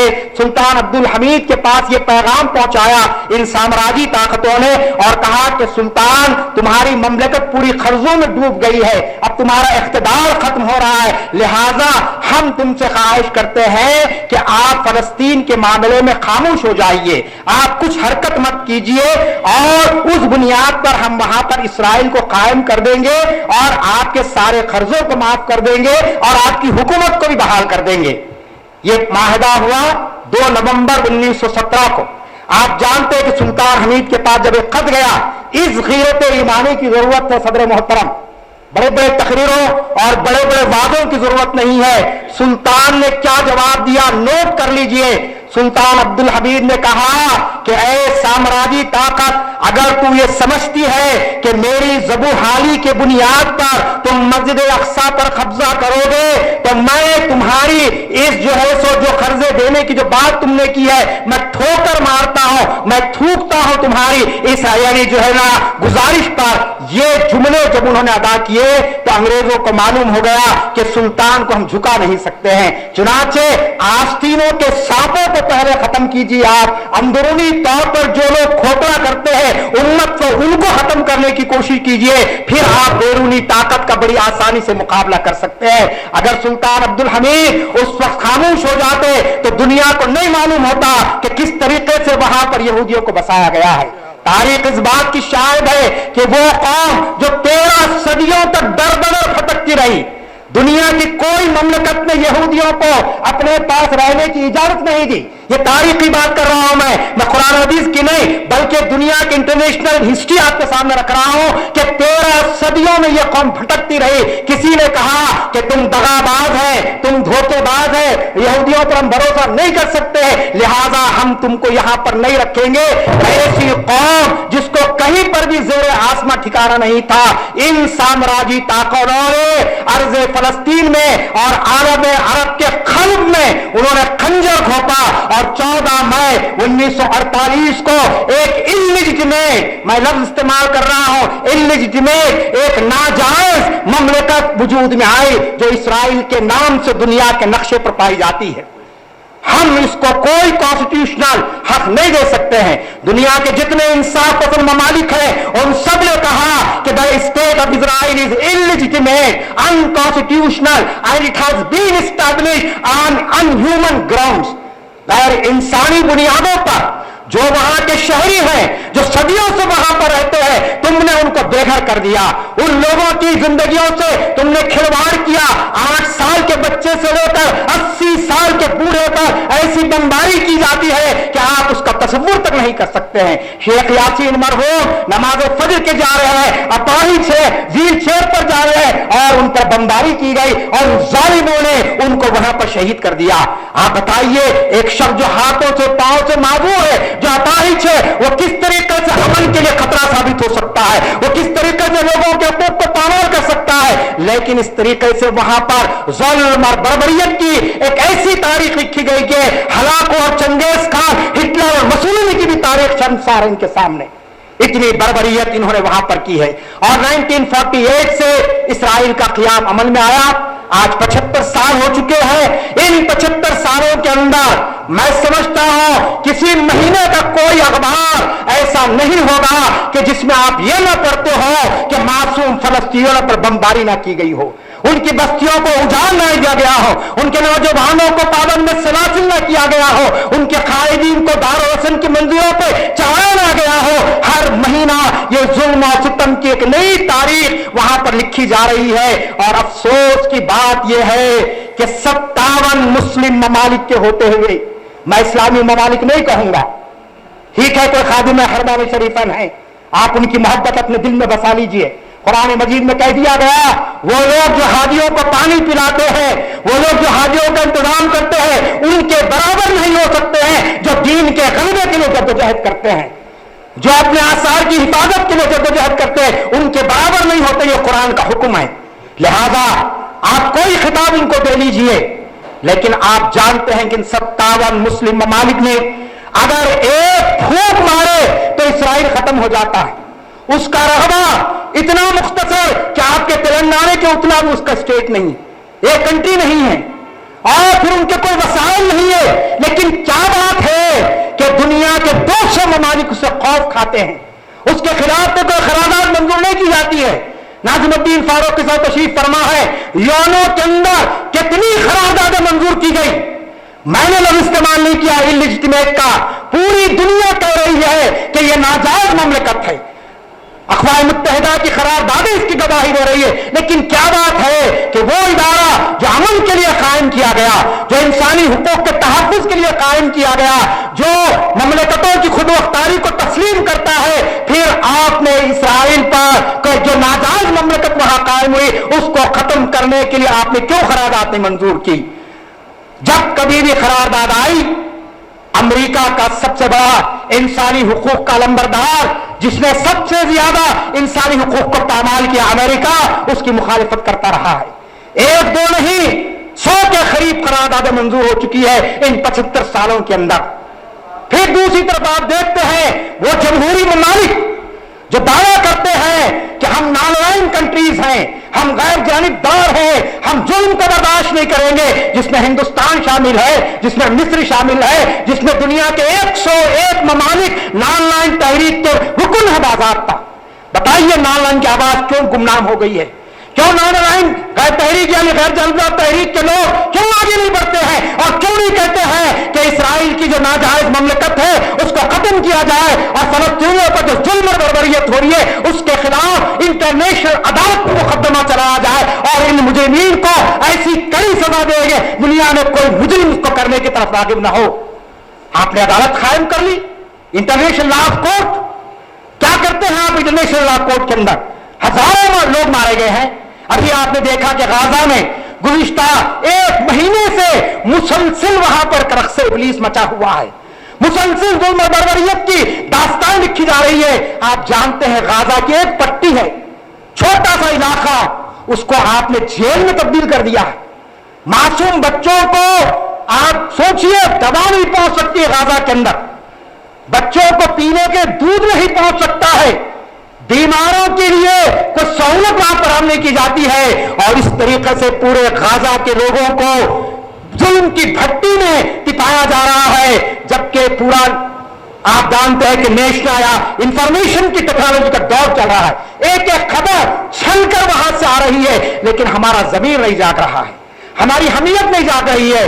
وقت نہیں ہے، میں 5 منٹ میں بات ختم کر رہا ہوں۔ پہلی بات تو یاد رکھ لیجئے میرے بزرگوں، نوجوانوں، کہ یہ ہمارا دینی مسئلہ ہے، یہ ہمارے دین سے تعلق ہے، کیونکہ نبی کریم صلی اللہ علیہ وسلم نے فرمایا کہ مسجد نبوی، مسجد حرام اور اس کے بعد مسجد اقصی، یہ 3 روئے زمین پر مقدس ترین مقامات ہیں، ان کے لیے سفر کرنا جائز ہے، وہاں پر جانا عبادت ہے۔ اللہ کے رسول نے فرمایا کوئی شخص مسجد اقصی میں نماز ادا کرتا ہے تو 50,000 نمازوں کا اس کو ثواب ملتا ہے، جو عام مسجدوں میں ہم پڑھتے ہیں۔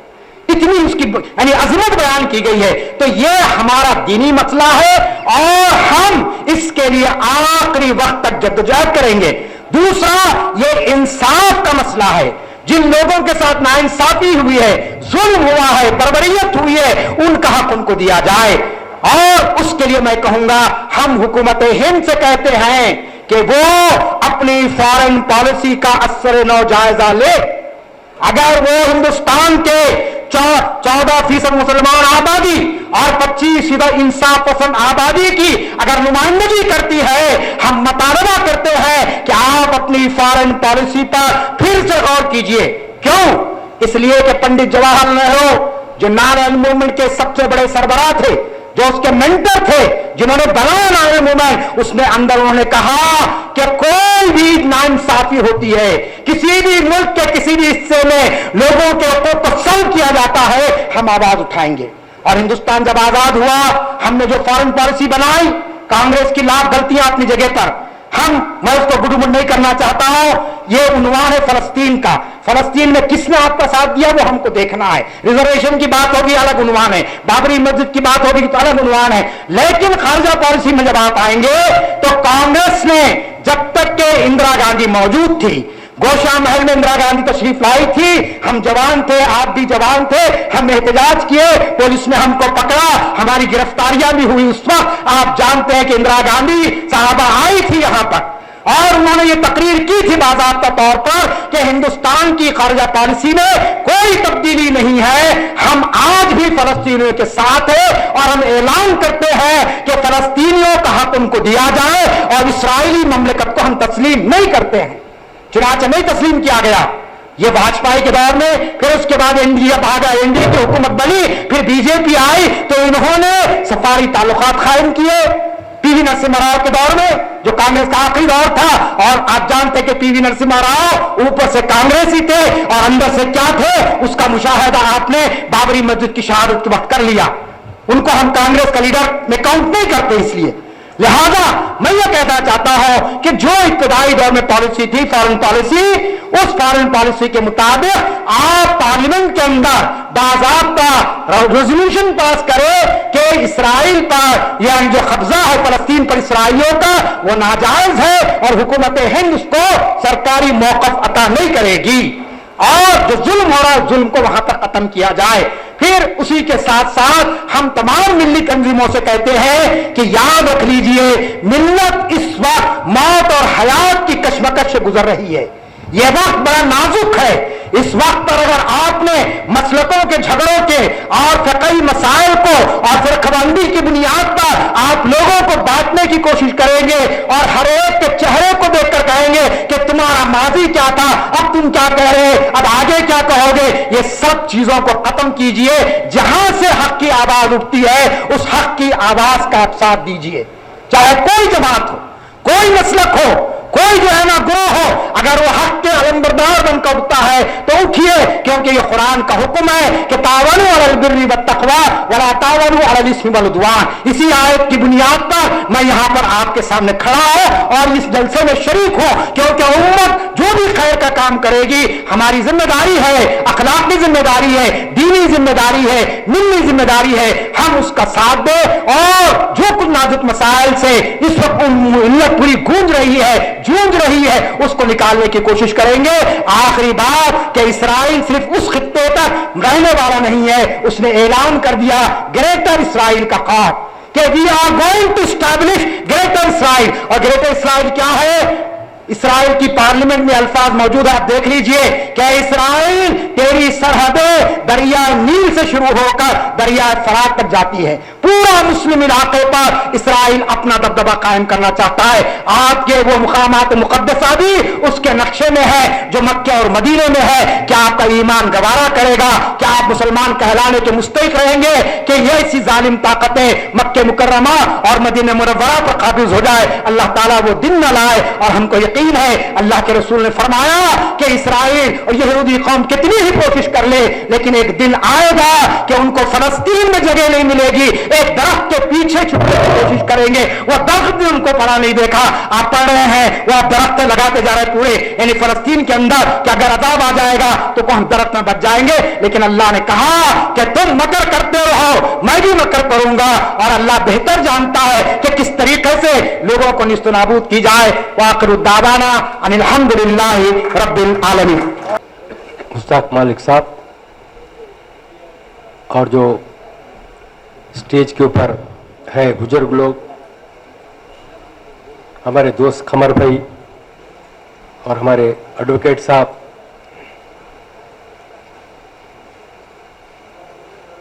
ایک انصاف کے واسطے، انجسٹس کے خلاف آواز اٹھانے کے واسطے آپ سب لوگ یہاں پر آئے، اور میں آرگنائزرز کو جو سو بدائی دینا چاہتا ہوں۔ I congratulate the organizers for organizing this program to raise their voice against injustice and to fight for justice.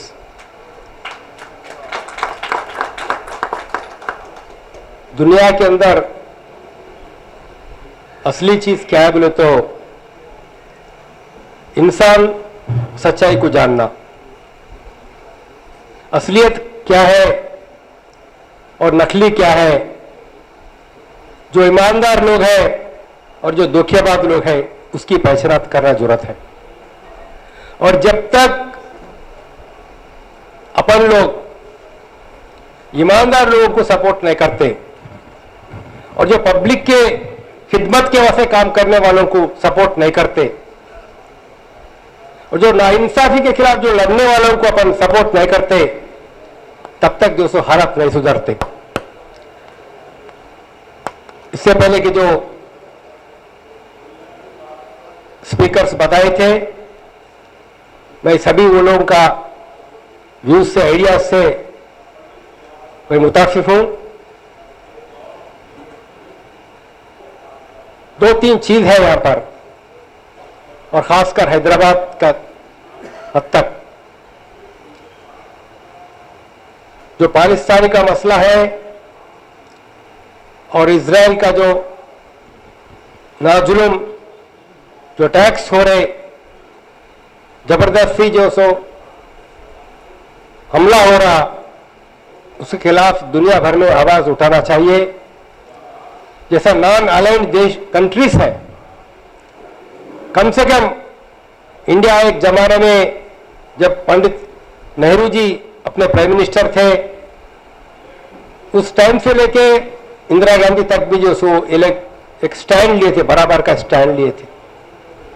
और आज देखते देखते थोड़ा थोड़ा वो रास्ते से जो हट जा रहे लोग, ये जो जहां पर भी मौका फरस्ती का जो लोग पावर में आते, अपना जो सेल्फिश लोग जो पावर में आते, अपने दोस्तों को जो फायदा पहुंचाना चाहते, उन लोगों के प्रॉपर्टीज को बढ़ाना चाहते, तमाम लोगों को लूटने के बाद भी कुछ अपने दोस्तों को जो सो बढ़ा दे तो बस है, उनके जो समझने वाले हैं। लोगों का माशी हालत को बर्बाद करने के बाद में भी सिर्फ मजहब के नाम के ऊपर फिर से वो पावर में आना चाहते। ऐसे जो मुख्य फर्ज के लोग हैं, ऐसे लोगों की वजह से ये सो आज भी इजराइल का जो मसला है, मेन चीज क्या बोले तो जो अच्छे सोचने वाले दुनिया के अंदर जितने भी लोग इंसाफ के वास्ते लड़ने वाले हैं, वो सब एक यूनिट होना चाहिए और दूसरे लोग उनको सपोर्ट करना चाहिए। जब अपन पूरे लोग उनको सपोर्ट करते हैं तो जो नाइंसाफी करने लोग हैं, जो इंजस्टिस कर रहे, जो हमला कर रहे, जो इनोसेंट लोगों के ऊपर हमला हो रहा, उनको जान ले रहे, वैसे लोगों को सबक सिखाना बोले तो उन लोगों को रुकाना, कम से कम रोकना बोले तो दूसरे लोग जो अच्छे लोग हैं वो अच्छे लोग यूनाइट होना चाहिए। और हमारे मुश्ताक मालिक साहब और दूसरे लोग, हम लोग जो सो बहुत सालों से उनको जानते हैं। हमारे खमर भाई तो हमारे बचपन के बहुत 20-25 साल से हमारे दोस्त हैं, हम उनके ख्यालात से वाकिफ हैं। हम ये समझते हैं कि अच्छे अच्छे सोचने वाले लोग, उनके हाथ को मजबूत करना चाहिए। हमारे जो आपका नाम भूल गया सब, हमारे सूफी साहब जो बताए थे, मैं उनके ख्यालात से बहुत वाकिफ हूँ और मैं सपोर्ट करता हूँ। उनका जो प्रपोजल था, मुश्ताक मालिक जैसे लोग एक एमएलए बनना चाहिए और एमपी बनना चाहिए, तभी जो सो पूरे हैदराबाद के जो गरीब लोगों के वास्ते और मुसलमानों के लोगों के वास्ते और जो सोशल जस्टिस जो लोग चाहते हैं और जो हिंदू मुस्लिम का यूनिटी चाहते हैं, हमारे जैसे लोग, हम सब जो सो उनके हाथ को मदद करना चाहिए, उनको सपोर्ट करना चाहिए। हम ये समझते हैं कि जो सो जब तक जो सो छोटे छोटे जलसा करते जाएंगे, ठीक है करिए, वक्त पर प्रॉपर्टी है उसके वास्ते जो फाइट हो रहा और दूसरे इश्यूज है उसके ऊपर जो आप लोग हैं, मुस्लिम माइनॉरिटीज के वास्ते आप लोग फाइट कर रहे हैं, ये सब चीज है, ठीक है, लेकिन इससे भी और भी जरा एक स्टेप आगे लिए, एक स्टेप आगे बढ़िए।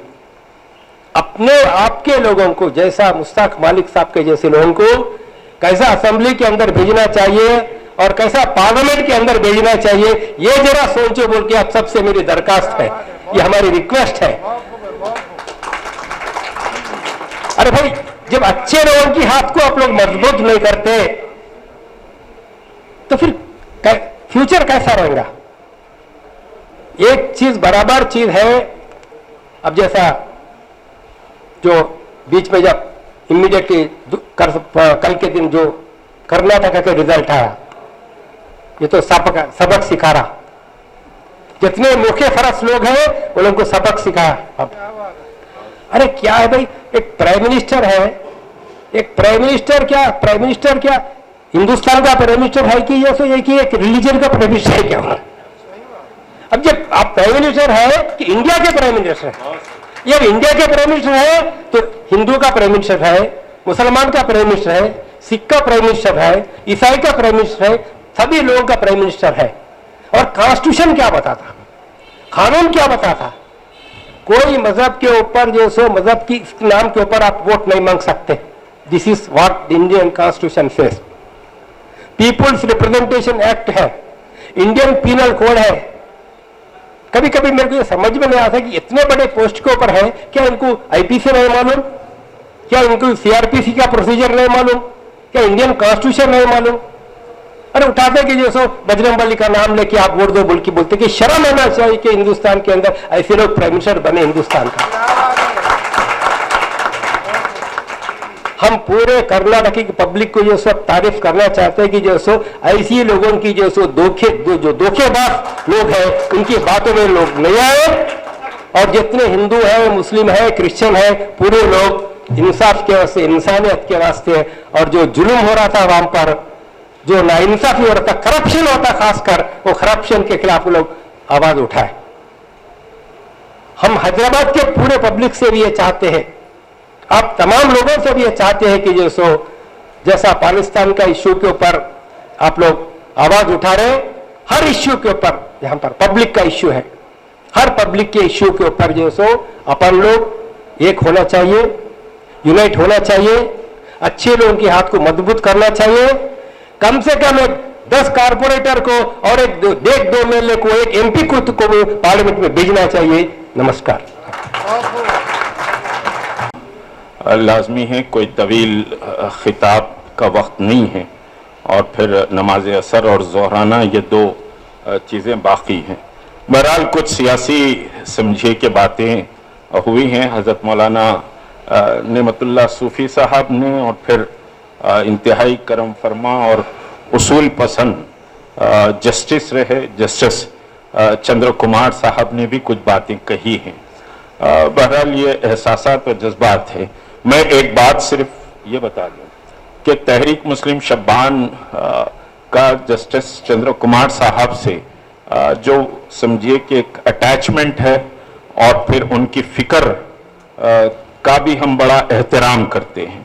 मैं सिर्फ उनके तारुफ के सिलसिले में सॉरी टू से एक समझिए के बात कहूं कि अभी रिसेंट हम जानते हैं कि गाली जनार्दन रेड्डी का केस आया था, जो बल्लारी के बहुत बड़े माइंस टाइकून हैं और अरबपति हैं। बहरहाल सोने के समझिए के बाथरूम उनके घर में हैं, और हिंदुस्तान का बहुत बड़ा दौलतमंद इंसान है। वो अरेस्ट हुआ था और उनका केस समझिए जस्टिस चंद्र कुमार साहब के बेंच पे आया था। क्योंकि अब मसला खत्म हो गया, इस वजह से मैं वो बात कह रहा हूं कि उनकी बेल के लिए जस्टिस चंद्र कुमार साहब को 100 करोड़ का ऑफर टेबल पे रखा गया कि आप बेल पिटीशन साइन करिए और ये 100 करोड़ भी उठा लीजिए। लेकिन ये वो शख्स है कि जिन्होंने उसको ठोकर मारी और समझिए बेल पिटीशन पर साइन नहीं किया, ये वो शख्स है। और एक बात कहूं कि ये दयानतदारी और ये ईमानदारी की कीमतें भी अदा करनी पड़ती हैं। जस्टिस चंद्र कुमार साहब आज जिस मकान में हैं, उस मकान का बैंक का लोन वो रेगुलर अदा करते हैं, लेकिन 100 करोड़ रुपए को उन्होंने ठोकर मारी। यह हमारा खलबी रिश्ता ईमानदारी की बुनियाद पर, इंसाफ की बुनियाद पर जस्टिस चंद्र कुमार साहब से है। और वो जो आज यहां तशरीफ लाए, यकीनी तौर पर वो बहुत एक जज की बेटी की शादी थी, और फिर कुछ डिस्ट्रिक्ट के लोग, आपके फॉलोअर्स भी वहां पर, रिश्तेदार भी थे, उन सबको छोड़कर आज आपके दरमियान बैठे हैं। मैं बड़ा मशकूर हूं। तो बहरहाल समझिए कि अब दो तीन बातें फलस्तीन के ताल्लुक से कह दूं। देखिए, मेरा ये एहसास है कि दुनिया में सबसे जालिम व जाबिर अगर कोई मुल्क है तो वो अमेरिका है, जिसने इराक और अफगानिस्तान में 20 लाख इंसानों के कत्ल करने का काम किया है, जिसने हॉस्पिटल्स, स्कूल्स और औरतों पर बमबारी की है।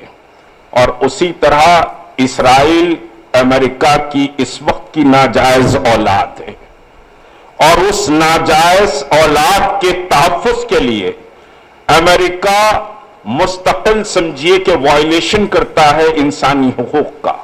तो दुनिया का सबसे बड़ा कातिल अमेरिका है। और आज चाहे वो क़िबले अव्वल मस्जिद अक़सा का मसला हो या फ़लस्तीन पर बर्बरियत का मसला हो, गुज़िश्ता 4 दिन से मुस्तकिल بومبنگ چل رہی ہے. میں اس کی پوری تاریخ میں نہیں جاتا. بہت اچھی تقاریر ہوئی. مقیم الدین صاحب جو فرزند مولانا نصیر الدین صاحب ہے, بڑا ہمارا رشتہ رہا ہے. سمجھیے کہ فکری رشتہ اور دینی رشتہ بھی اور پھر تحریکی رشتہ بھی ان سے قائم ہو گیا تھا. جذباتی تعلق مولانا نصیر الدین صاحب سے ہے. اللہ ان کی خبر کو نور سے بھر دے. بہرحال میں اپنا ذاتی نقصان ان کے انتقال پر میں نے سمجھا اور شاید میرے رشتہ داروں پر میں نہیں رویا, گھر جا کر اتنا ان کے جدائی پر میں رویا تھا. اسی طرح سمجھیے کہ ناظم الدین فاروقی صاحب ہیں, ان سے بھی ایک جذباتی لگاؤ اور رشتہ ہے, کیونکہ جو فکر ہے وہ فکر سمجھیے کہ میچ ہوتی ہے. ڈاکٹر اسلام الدین مجاہد صاحب نے کہا کہ میں اتحاد کے لیے آیا ہوں یہاں پر. میں کوئی اتحاد کے لیے نہیں بلایا آپ کو, میں تو ایک فکری رشتے کی بنیاد پر بلایا. آپ 1992 میں جبکہ پولیس کتوں کی طرح مجھے ڈھونڈ رہی تھی تو آپ بھی ایک رات چار مینار پولیس اسٹیشن میں شبان سے رشتے کی بنیاد پر گزارے تھے, بابری مسجد کی شہادت سے پہلے.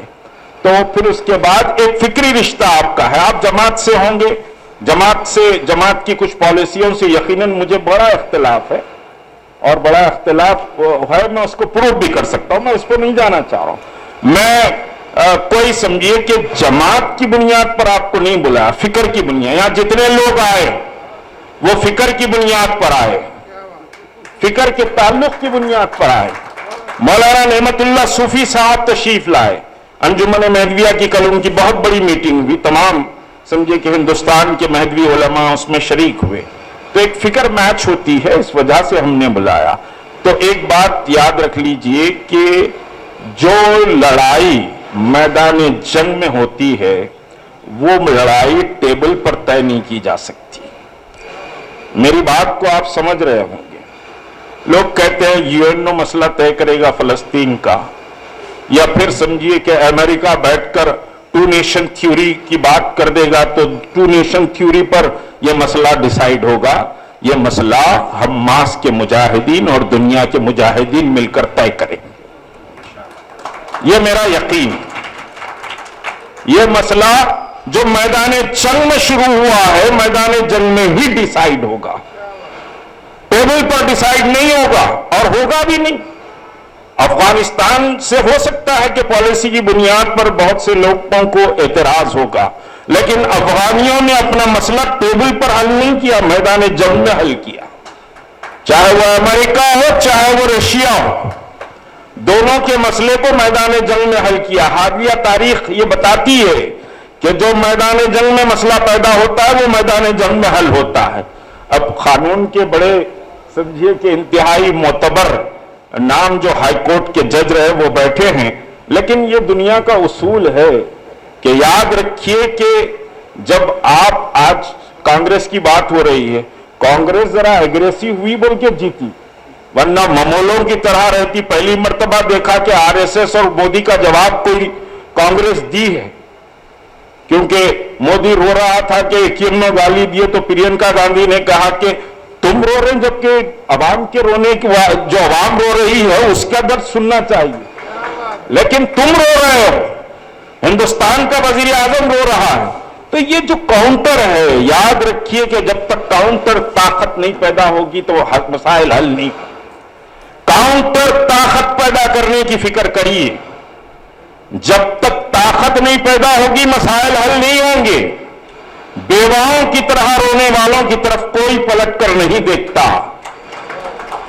جو مرد آہین رہتے ہیں, جو فیصلہ کرنے کی طاقت اپنے اندر رکھتے ہیں, انہی کی طرف دنیا دیکھتی ہے, انہی کی طرف دنیا دیکھتی ہے. نامردوں کو دنیا جینے نہیں دیتی.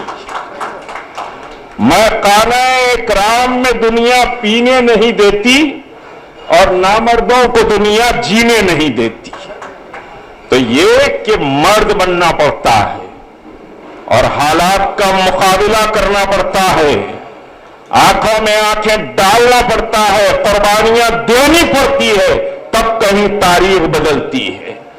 تاریخ ایسے مخمل پر چل کر نہیں بدلتی. تاریخ ریشم کے کپڑے پہننے والے نہیں لا سکتے, तारीख तो मट्टी और गारे पर बैठकर अपनी जिंदगी का सफर तय करने वाले ला सकते हैं। उस तकलीफ में जो जिंदगी गुजारता है वही तारीख को तब्दील करता है। तो आप इस तपती हुई धूप में मस्जिद अक्सा और फलस्तीन की मोहब्बत में जो आए, यकीनन मैं समझता हूं कि आप तारीख बदलने का हौसला रखते हैं। आप अपने अंदर कोई कमजोरी महसूस मत करिए। याद रखिए कि न कोई मिटा सकता है, न कोई भगा सकता है, न कोई आपको डरा सकता है। दुनिया आपकी चिंगाड़ से डरती भी है और समंदर की लहरें तब्दील भी होती हुई इस दुनिया ने देखा है। तो आप कोई कमजोर, लाचार, बेबस नहीं। तो आपको लड़ाई का हुनर अपने अंदर पैदा करना पड़ेगा, और वो लड़ाई का हुनर पैदा करेंगे तो तारीख बदलेंगे। जहां तक कि फलस्तीन का मसला है, हिंदुस्तान में दुनिया की दूसरी बड़ी मुस्लिम आबादी रहती और उसको फलस्तीन और मस्जिद अक्सा की बाजियाबी की बात करने का पूरा हक है। उसमें कोई डरने और घबराने की जरूरत नहीं, कोई परेशान होने की जरूरत नहीं है। और मैदान जंग के फैसले मैदान जंग में करना सीखिए तो तकदीर पलटेगी। शुक्रिया, खुदा हाफिज। बहरहाल समझिए कि आपके साथ जोहराना होगा। मैं गुजारिश करूंगा हमारे साथियों से कि वो जोहराने का इंतजाम करें।